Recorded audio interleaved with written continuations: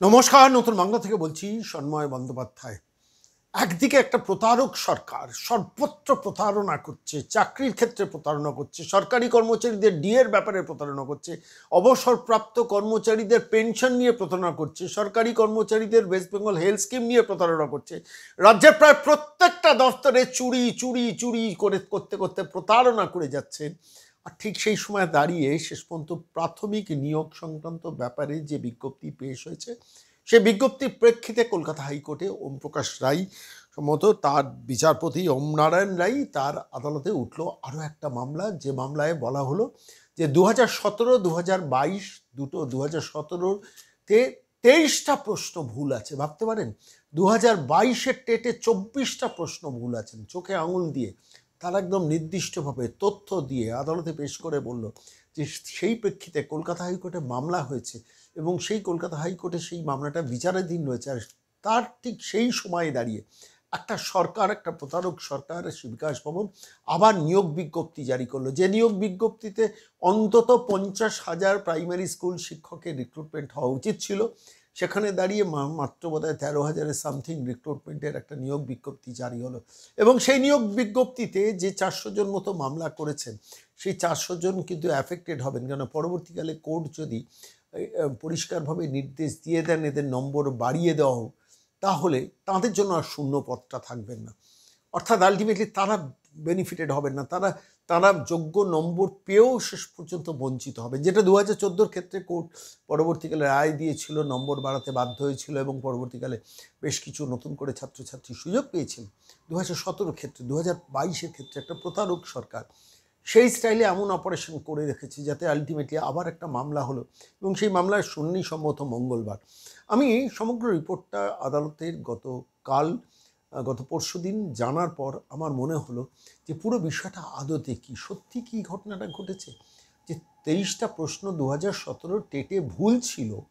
এবং আমি আইনজীবীকে জিজ্ঞেস করলাম যে আচ্ছা, টেটে যে প্রশ্নগুলো ভুল ছিল আপনারা কি এক্সপার্ট দিয়ে দেখিয়েছেন ব্যাপারটা? বললেন হ্যাঁ, আমরা পুরোটা দেখিয়েছি, কনফার্মড হয়েছি, তবেই বলছি।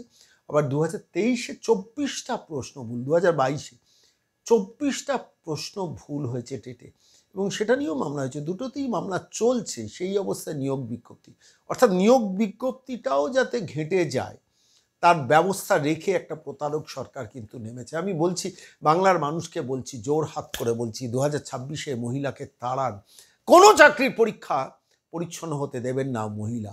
টাকা টাকা টাকা, টাকার গন্ধ বড্ড সে চেনেন। টাকা দিয়ে চাকরি বিক্রি করেছেন, সুপার নিউমারারি পোস্ট তৈরি করেছেন, প্রশ্নপত্র, প্রত্যেকটা পরীক্ষা, আপনি ভাবুন তো কোনো রাজ্যের কোনো পরীক্ষা ব্যবস্থা এই হয় যে প্রত্যেকটা প্রশ্নের মধ্যে, প্রত্যেকটা পরীক্ষার মধ্যে প্রশ্নই ভুল থাকবে। কোর্টকে ইন্টারফেয়ার করতে হবে, কোর্টকে বিশেষজ্ঞ কমিটি তৈরি করতে হবে, তারা রিপোর্ট দেবেন হ্যাঁ এতগুলো ভুল। আপনারা জানেন বিশেষজ্ঞ কমিটি, যাদবপুর ইউনিভার্সিটি, কলকাতা বিশ্ববিদ্যালয়, বিশ্বভারতী বিশ্ববিদ্যালয়, তাদের এক্সপার্টদের অ্যাপয়েন্ট করতে হচ্ছে, কত লক্ষ লক্ষ টাকা সেই তাদের, মানে তাদের এই মিটিংগুলোকে অ্যাটেন্ড করানো, তাদের অ্যাপয়েন্ট করে তাদের নিয়ে আসা, তার জন্য একটা সরকারই তো টাকা দিনের শেষে যায়, কেউ আমরা ভাববো না। আজকে এই যে 13,000 নিয়োগ বিজ্ঞপ্তি, যাই যে সংখ্যাটাই হোক, 12 হোক, 13,000 হোক নিয়োগ বিজ্ঞপ্তি, সেটাকেও ঘেঁটে দেওয়ার জন্য আইনজীবীদের দিকে আঙুল তোলাচ্ছে। কিন্তু আইনজীবীরা কী করবে? যদি আপনি অন্যায় করেন, আপনি যদি ভুল প্রশ্ন করেন, তাতে যদি কেউ বঞ্চিত হয়, তিনি যদি আদালতে যান, তাহলে আইনজীবীদের দোষ? কখনোই না, হতেই পারে না সেটা। কিন্তু যেখানে 50,000 নিয়োগ বিজ্ঞপ্তি হওয়ার কথা ছিল, সেটাও কম করে দেখানো হয়েছে। আমি সমস্ত বিষয়টা নিয়ে এই সংক্রান্ত মামলায় যিনি আইনজীবী ফিরদৌস শামীমের কাছে গিয়েছিলাম, কি বললেন আমাদের প্রশ্নের উত্তরে শুনুন। নমস্কার ফিরদৌস দা, সন্ময় বলছি। নমস্কার, বলুন। বলছি আবার একটা মামলা, এবং সেই মামলায় 2017 এবং 2022, 2017-য় 24টা, 2022-এ 23টা মামলা, মানে প্রশ্ন ভুল নিয়ে মামলাটা হয়েছে। একটু ব্যাখ্যা করে দেবেন দর্শকদের জন্য? দেখুন, 2017, 2022 কেন, 2014 সালেও রং অ্যান্সার কি, অর্থাৎ এই যে এমসিকিউ টাইপ কোশ্চেন হয়, সেখানে প্রশ্নের যে উত্তরপত্র থাকে, সেই উত্তরপত্রে রং অ্যান্সার কিটা চুজ করা হয়। উদাহরণ দিলে পরিষ্কার হয়ে যায়। ধরুন, ভারতবর্ষের রাজধানীর নাম কি? ভারতবর্ষের রাজধানীর নাম নিউ দিল্লি, এবং অপশন এ নিউ দিল্লি রাখা হলো, option B Chennai, option C Mumbai, option D Kalighat. এখন এই যে West Bengal board of primary education যে মডেল অ্যান্সার কি যখন চুজ করেন, তখন option A New Delhi choose না করে অপশন ডি আলিঘাট চুজ করলেন। এবার তার ফলে কি হলো, যে নিউ দিল্লিতে টিক মারলো সে নাম্বার পেলো না, যে কালীঘাটে টিক মারলো সে নাম্বার পেলো। অর্থাৎ যাকে ওই আগে থেকে বলে দেওয়া হবে যে না তুমি কালীঘাটে টিক মেরো, তাহলে যে ভুল অ্যান্সার কিতে টিক মারলো সে নাম্বার পেলো, অথচ যে ঠিক অ্যান্সার কিতে টিক মারলো সে নাম্বার পেলো না। এরকম প্রতি বছর হচ্ছে। টেট 2014-তে হয়েছে, 17-তে, 22-এ। এবার টেট 2014-তে অলরেডি সেটা সিদ্ধ হয়ে গেছে, সেটা আদালতে প্রমাণিত হয়েছে। টেট 2017 এবং 22-এ আদালতে প্রাইমা ফেসি স্যাটিসফাই হয়ে একটা এক্সপার্ট কমিটি তৈরি করে দিয়েছে। সেই এক্সপার্ট রিপোর্ট জমা পড়েছে, কিন্তু এখনো পর্যন্ত সেই শুনানি সম্পন্ন হয়নি। ইন দ্য মিন হোয়াইল তারা একটা নোটিফিকেশন দিয়েছেন 13,421টি পদে, শূন্য পদে নিয়োগ করবেন। যদিও এই শূন্য পদের সংখ্যা অনেক বেশি হওয়া উচিত, কারণ পিটিআর রেশিও মেনটেন করতে হয় রাইট টু এডুকেশন অ্যাক্ট অনুযায়ী। যাই হোক না কেন, 13,400 শূন্য পদে, 421 শূন্য পদে তারা কি এই যে অংশগ্রহণ করতে পারবে না? যারা এই রং অ্যান্সার কির জন্য পাশ করতে পারলো না, তারা স্বাভাবিকভাবেই তাদের বক্তব্য হচ্ছে, এর আগে 2020 সালে যেমন এই পরীক্ষাতে অংশগ্রহণ করতে দেওয়া হয়েছিল, মানে সিলেকশন প্রসেসে অংশগ্রহণ করতে দেওয়া হয়েছিল, সমভাবেই এখনো যাদের সিলেকশন প্রসেসে যাদের অংশগ্রহণ করতে দেওয়া হয়, তাদের খাতাটা সঠিকভাবে পুনর্মূল্যায়িত করা হয়।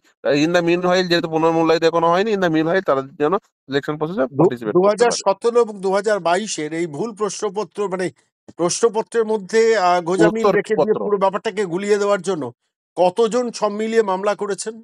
অনেক। এই ধরুন এখন তো এই এই ভ্যাকেশন বেঞ্চে হয়তো 300-400 জন হবে হয়তো, কিন্তু হুম। এমনি মানে 17 এবং 22-এ সে কয়েক হাজার হয়তো মামলাকারী আছে, মানে যারা দেখুন, যারা যারা এই রং অ্যান্সার কি আমার ফলে পাস করতে পারেননি। আমার একটা প্রশ্ন এখানে আছে। 2022-এর 2022-এর আমি যতদূর মনে করতে পারছি যে 22শে জুলাই মধ্যরাতে পার্থ চট্টোপাধ্যায় গ্রেফতার হন। চাকরি দুর্নীতির ব্যাপারটা সেই সময় থেকেই প্রচণ্ড আলোড়ন ফেলে। তারপরেও 2022-এর 12ই বা 14ই ডিসেম্বর সম্ভবত 12ই ডিসেম্বর সম্ভবত একদম পরীক্ষা হয়েছিল, টেট পরীক্ষা, আমি যতদূর মনে করতে পারছি। একদম একদমই এই এই এবং গৌতম পালের আমলেই হয়েছিল সেই হ্যাঁ, পরীক্ষা। গৌতম পালের আমলে হয়েছে এবং সে সময় পার্থ চট্টোপাধ্যায় কিন্তু জেলে 2022-এর 22শে জুলাই মধ্যরাতে গ্রেফতার হয়েছিলেন, আমার পরিষ্কার একদম মনে আছে। এবং একদম। তারপরে দেখা গিয়েছিল সেই 2022-এর যে টেট পরীক্ষা হয়েছিল 12ই জুলাই, তার প্রশ্নপত্রের মডেল উত্তর উত্তরপত্র টুত্তর সেইগুলো কুন্তল ঘোষের নিউ টাউন বা ওই অঞ্চলের কোনো একটা ফ্ল্যাট থেকে সিবিআই উদ্ধার করেছিল। মানে 2022-এও যে করাপশনটা হয়েছিল, এটা এটা তখনই আমরা একটা ইঙ্গিত পেয়েছিলাম, তাই কি?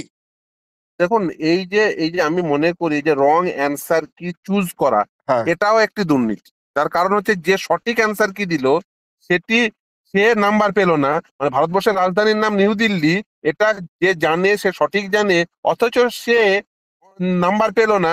অথচ যে ওই কালীঘাটে টিক মারলো সে নাম্বার পেয়ে গেল। তার মানে কি, যারা মডেল অ্যান্সার কি চুজ করছেন তারা আগে থেকে তাকে জানিয়ে দিলেন যে তুমি ভুলটা করবে, এবং ভুল অ্যান্সার কিতে ডাক দিয়ে সে নাম্বার পেয়ে যাবে।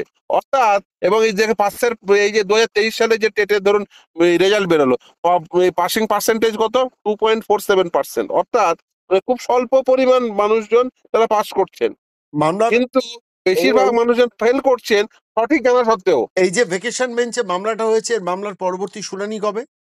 পরবর্তী ভ্যাকেশন বেঞ্চ 14 তারিখ আছে, 14 সেদিন হতে তারিখ পারে, আছে। বা তারপরে 16 তারিখ হতে পারে, বা তারপরে হ্যাঁ। রেগুলার বেঞ্চ হবে যখন তখন হতে পারে, যে অনেক কোনো দিন ধন্যবাদ হতে পারে। ফিরোজদা, ফিরোজদা অনেক ধন্যবাদ।